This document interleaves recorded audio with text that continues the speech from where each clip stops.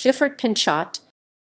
Gifford Pinchot, August 11, 1865, October 4, 1946, was an American forester and politician. He served as the fourth chief of the U.S. Division of Forestry, as the first head of the United States Forest Service, and as the 28th governor of Pennsylvania. He was a member of the Republican Party for most of his life, though he joined the Progressive Party for a brief period. Born into the wealthy Pinchot family, Gifford Pinchot embarked on a career in forestry after graduating from Yale University in 1889. President William McKinley appointed Pinchot as the head of the Division of Forestry in 1898, and Pinchot became the first chief of the U.S. Forest Service after it was established in 1905. Pinchot enjoyed a close relationship with President Theodore Roosevelt, who shared Pinchot's views regarding the importance of conservation. After William Howard Taft succeeded Roosevelt as president, Pinchot was at the center of the Pinchuk Ballinger controversy, a dispute with Secretary of the Interior Richard A. Ballinger. The controversy contributed to the split of the Republican Party and the formation of the Progressive Party prior to the 1912 presidential election. Pinchot supported Roosevelt's progressive candidacy, but Roosevelt was defeated by Democrat Woodrow Wilson. Pinchot returned to public office in 1920, becoming the head of the Pennsylvania's Forestry Division under Governor William Cameron Sproul. He succeeded Sproul by winning the 1922 Pennsylvania gubernatorial election. He won a second term as governor through a victory in the 1930 Pennsylvania gubernatorial election and supported many of the New Deal policies of President Franklin D. Roosevelt. After the repeal of the 18th Amendment, Pinchot helped establish the Pennsylvania Liquor Control Board.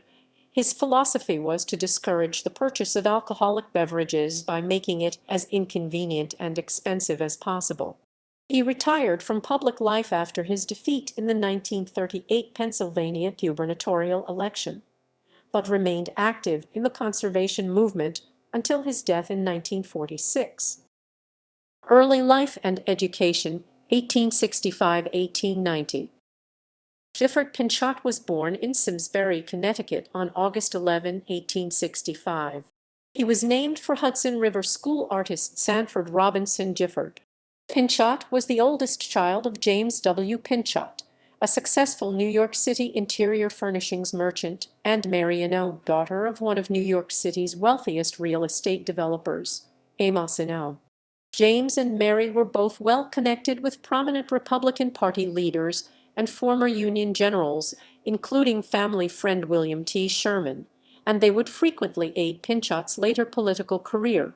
Pinchot's paternal grandfather had migrated from France to the United States in 1816, becoming a merchant and major landowner based in Milford, Pennsylvania. His mother's maternal grandfather, Elisha Phelps, and her uncle John S. Phelps, both served in Congress. Pinchot had one younger brother, Amos, and one younger sister, Antoinette, who later married British diplomat Alan Johnstone. Pinchot was educated at home until 1881, when he enrolled in Phillips Exeter Academy. James made conservation a family affair and suggested that Gifford should become a forester, asking him just before he left for Yale in 1885, "How would you like to become a forester?" At Yale, Pinchot became a member of the Skull and Bones Society, played on the football team under coach Walter Camp, and volunteered with the IMCA. With the encouragement of his parents, Pinchot continued to pursue the nascent field of forestry after graduating from Yale in 1889. He traveled to Europe, where he met with leading European foresters such as Dietrich Brandes and Wilhelm Philipp Daniel Schlich, who suggested that Pinchot study the French forestry system. Brandes and Schlich had a strong influence on Pinchot, who would later rely heavily upon Brandes' advice in introducing professional forest management in the U.S. Pinchot studied at the French National School of Forestry in Nancy and returned to the United States in late 1890. Early career, 1890–1910. Early roles. Pinchot landed his first professional forestry position in early 1892, when he became the manager of the forests at George Washington Vanderbilt Roman II's Biltmore Estate in Asheville, North Carolina. The following year, Pinchot met John Muir, a naturalist who founded the Sierra Club and would become Pinchot's mentor and later his rival. Pinchot worked at Biltmore until 1895, when he opened a consulting office in New York City. In 1896, he embarked on a tour of the American West with the National Forest Commission. Pinchot disagreed with the Commission's final report, which advocated preventing U.S. forest reserves from being used for any commercial purpose.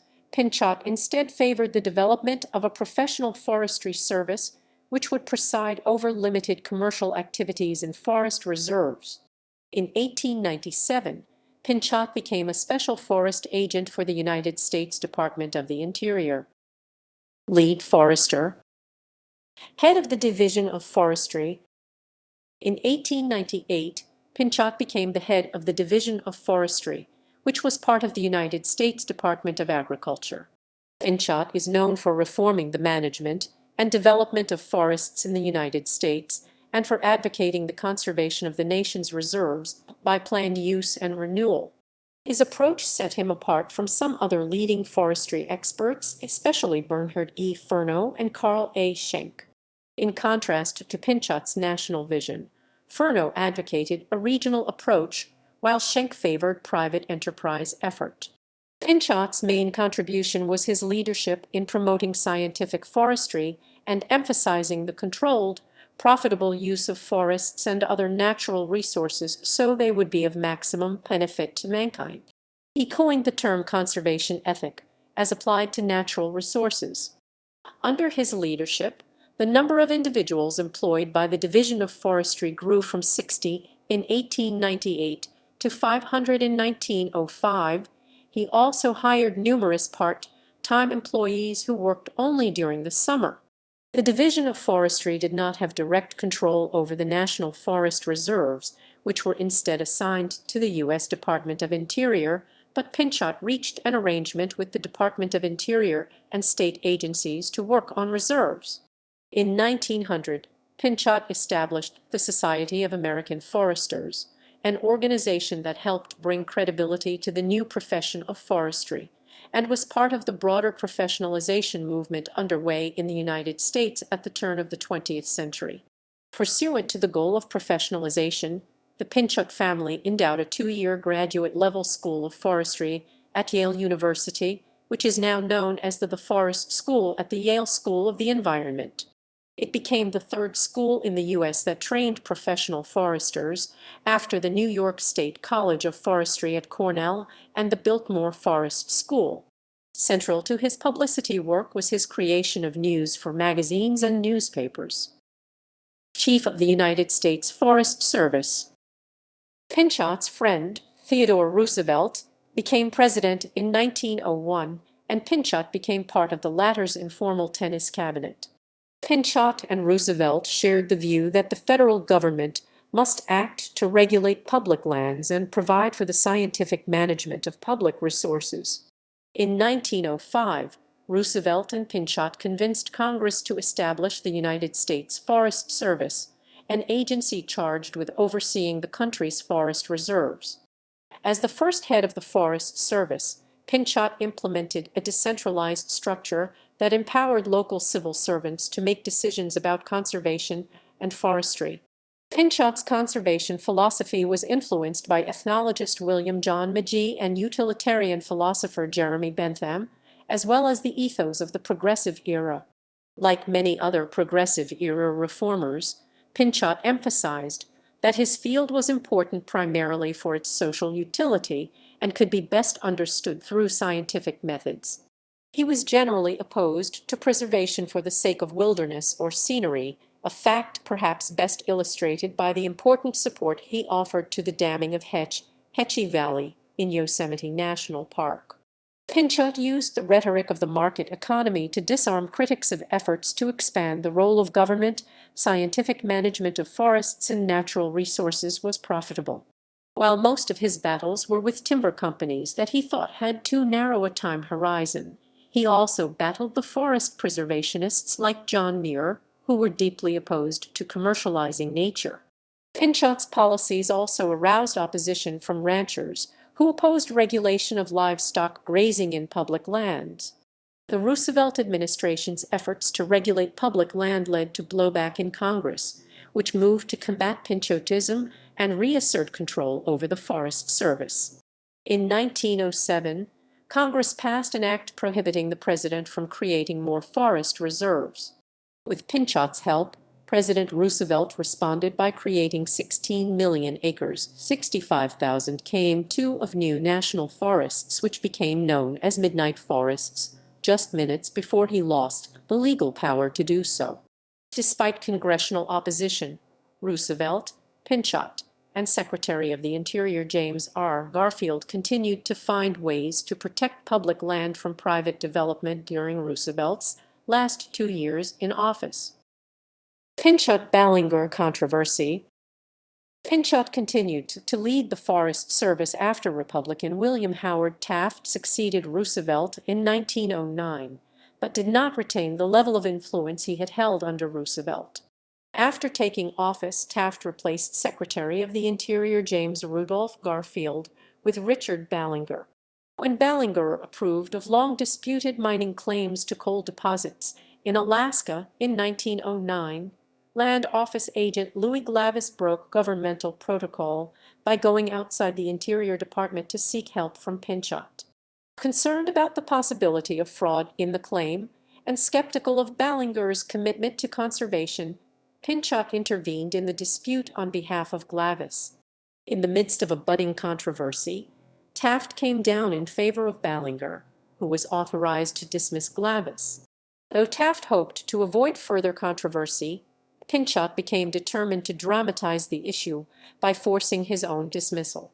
After Pinchot publicly criticized Ballinger for several months, Taft dismissed Pinchot in January 1910. Pinchot maneuvered behind the scenes to ensure the appointment of his ally, Henry S. Graves, as the new head of the Forest Service.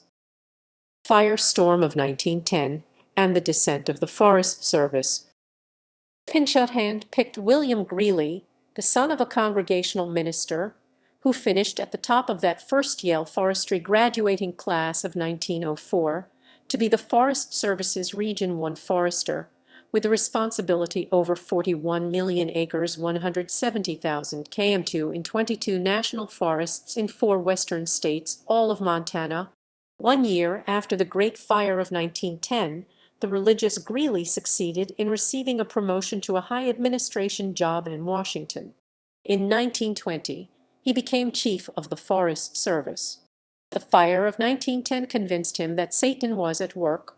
The fire converted him into a fire-extinguishing partisan who elevated firefighting to the raison d'etre, the overriding mission of the Forest Service. 3. Under Greely, the service became the fire engine company, protecting trees so the timber industry could cut them down later at government expense. Pinchot was appalled. The timber industry successfully oriented the Forestry Service toward policies favorable to large-scale harvesting via regulatory capture, and, metaphorically, the timber industry was now the fox in the chicken coop. 25. Pinchot and Roosevelt had envisioned, at the least, that public timber should be sold only to small family-run logging outfits, not to big syndicates. Pinchot had always preached of a working forest for working people, and small-scale logging at the edge, preservation at the core. In 1928, Bill Greely left the Forest Service for a position in the timber industry, becoming an executive with the West Coast Lumbermen's Association. 26. When Pinchot traveled west in 1937 to view those forests with Henry S. Graves, what they saw tore his heart out. Greely's legacy, combining modern chain saws and government-built forest roads, had allowed industrial-scale clear cuts to become the norm in the western national forests of Montana and Oregon. Entire mountainsides, mountain after mountain, were treeless. So this is what saving the trees was all about. Absolute devastation, Pinchot wrote in his diary. The Forest Service should absolutely declare against clear cutting in Washington and Oregon as a defensive measure, Pinchot wrote. 27. Later career 1910–1935. Progressive Party. At Roosevelt's request, Pinchot met Roosevelt in Europe in 1910, where they discussed Pinchot's dismissal by Taft. Roosevelt subsequently expressed disappointment with Taft's policies and began to publicly distance himself from Taft. Along with Amos Pinchot and several other individuals, Pinchot helped establish the Progressive Party, which nominated Roosevelt for president in the 1912 United States presidential election. The Pinchots represented the more ideologically left-wing faction of the party, and they frequently feuded with financier George Walbridge Perkins. Though Pinchot campaigned extensively for Roosevelt, Roosevelt and Taft were both defeated by Democrat Woodrow Wilson. Pinchot continued to affiliate with the Progressives after the 1912 election, working to build the party in Pennsylvania. He ran as the Progressive nominee in the 1914 U.S. Senate election, but was defeated by incumbent Republican Senator Boyce Penrose. The Progressive Party collapsed after Roosevelt refused to run in the 1916 presidential election, and Pinchot subsequently rejoined the Republican Party. He supported Republican Warren G. Harding's successful campaign in the 1920 presidential election, but, despite some speculation that he would be appointed as Secretary of Agriculture, did not receive a position in Harding's administration. Activism and Forestry. After leaving office in 1910, Pinchot took up leadership of the National Conservation Association in CA, a conservationist non-governmental organization that he had helped found the previous year. The organization, which ceased operations in 1923, never attracted as many members as Pinchot had initially hoped, but its efforts affected conservation-related legislation.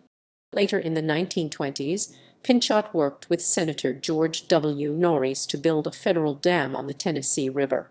Pinchot had appointed William Greely during his tenure at the Forest Service, and Greely became chief of the Forest Service in 1920.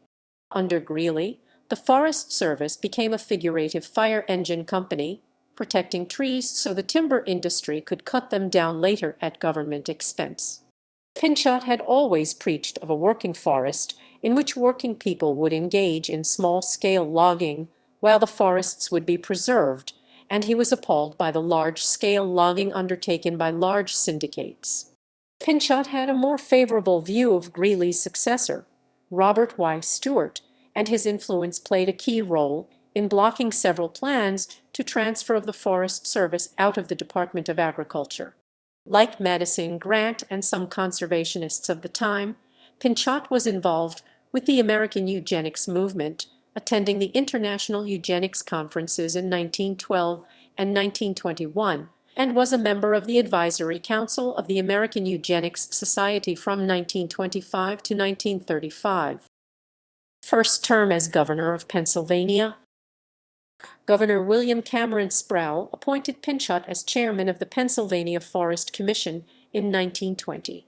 As chairman, Pinchot coaxed a major budget increase from the legislature, decentralized the commission's administration, and replaced numerous political appointees with professional foresters.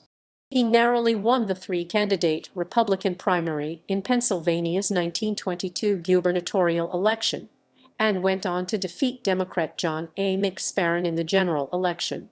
Pinchot's victory over his Republican opponents owed much to his reputation as a staunch teetotaler during the early period of Prohibition. He was also boosted by his popularity with farmers, laborers, and women. Pinchot focused on balancing the state budget.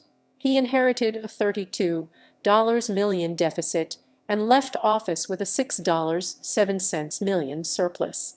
Pinchot and engineer Maurice Llewellyn Cook pursued ambitious plans to regulate Pennsylvania's electric power industry, but their proposals were defeated in the state legislature. Pinchot emerged as a potential contender for the Republican nomination in the 1924 presidential election following the death of President Harding, as many progressive Republicans hoped Pinchot could unseat Harding's successor, Calvin Coolidge. Pinchot's presidential chances were badly damaged by his role in settling the 1923 United Mine Workers coal strike as he received the blame for a subsequent increase in coal prices, and Coolidge ultimately won the 1924 presidential election. Constitutionally barred from seeking a second term, Pinchot ran in the 1926 Senate election in Pennsylvania.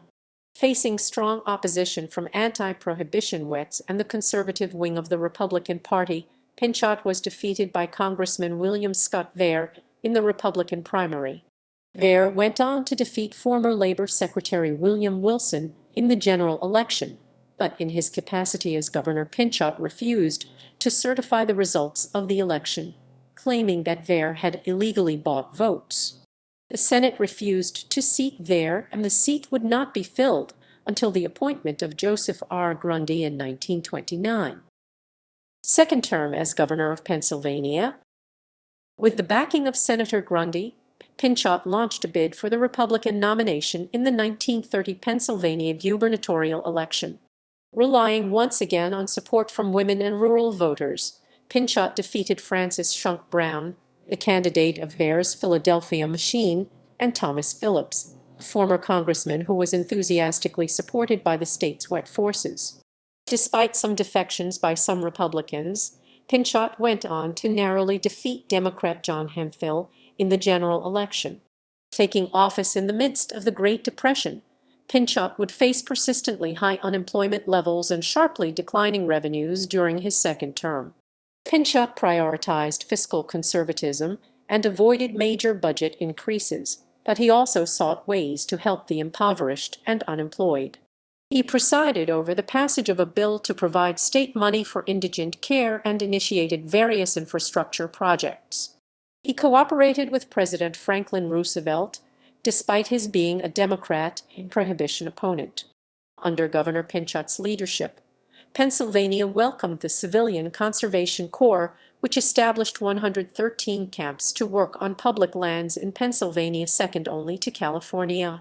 Working with the Works Progress Administration and National Park Service, Pinchot helped expand Pennsylvania's state parks and also helped Pennsylvania's struggling farmers and unemployed workers by paving rural roads, which became known as Pinchot roads. When Prohibition was nationally repealed in 1933, and 4 days before the sale of alcohol became legal in Pennsylvania again, Pinchot called the Pennsylvania General Assembly into special session to debate regulations regarding the manufacture and sale of alcohol. This session led to the establishment of the Pennsylvania Liquor Control Board and its system of state-run liquor stores, reflecting Pinchot's desire to discourage the purchase of alcoholic beverages by making it as inconvenient and expensive as possible. Pinchot argued that under the new system of state-controlled liquor stores, whiskey will be sold by civil service employees with exactly the same amount of salesmanship as is displayed by an automatic postage stamp vending machine. Final years. Pinchot ran unsuccessfully for the Senate a third time in the 1934 Senate election in Pennsylvania, losing the Republican nomination to incumbent Senator David A. Reed. He later sought the Republican nomination in the 1938 Pennsylvania gubernatorial election, running on a platform that favored the New Deal and opposed the influence of Republican leaders Joseph R. Grundy and Joseph N. Pugh, Jr. He was defeated in the Republican primary by conservative former Lieutenant Governor Arthur James. Out of public office, Pinchot continued his ultimately successful campaign to prevent the transfer of the Forest Service to the Department of the Interior, frequently sparring with Secretary of the Interior Harold L. Ikes. He also published new editions of his Manual on Forestry and worked on his autobiography, Breaking New Ground, which was published shortly after his death.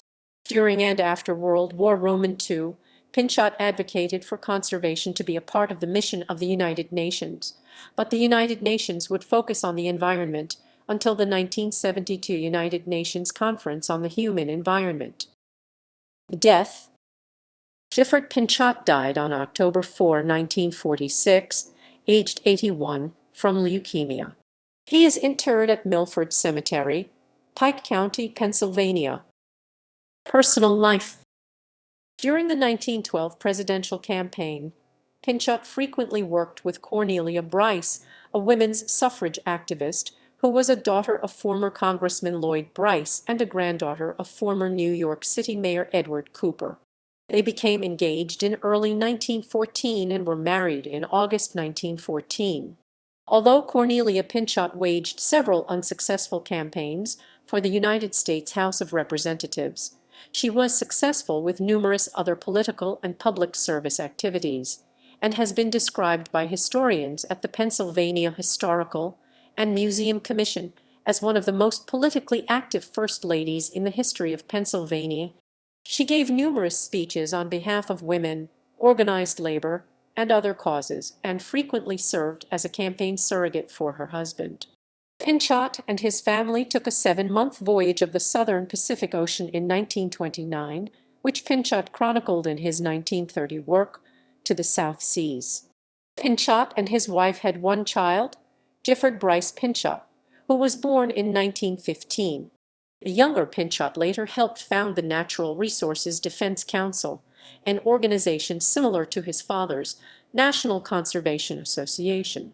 Proud of the first Gifford Pinchot's legacy, the family has continued to name their sons Gifford down to Gifford Pinchot Roman IV. Legacy: Gifford Pinchot National Forest in Washington and Gifford Pinchot State Park in Lewisberry, Pennsylvania are named in his honor, as is Pinchot Hall at Penn State University. A large coast redwood in Muir Woods, California, is also named in his honor, as are Mount Pinchot and Pinchot Pass on the John Muir Trail in the Kings Canyon National Park in California. The Pinchot sycamore, the largest tree in his native state of Connecticut and second largest sycamore on the Atlantic coast, still stands in Simsbury. The house where Pinchot was born belonged to his grandfather, Captain Elisha Phelps, and is also on the National Register of Historic Places. He is also commemorated in the scientific name of a species of Caribbean lizard, Anolis pinchoti. In 1963, President John F. Kennedy accepted the family's summer retreat house, Gray Towers National Historic Site, which the Pinchot family donated to the U.S. Forest Service. It remains the only national historic landmark operated by that federal agency. Gifford Pinchot Roman III, grandson of the first Gifford Pinchot, founded the Pinchot University, now merged with Presidio Graduate School. The Pinchot family also dedicated the Pinchot Institute for Conservation, which maintains offices both at Gray Towers and headquarters in Washington,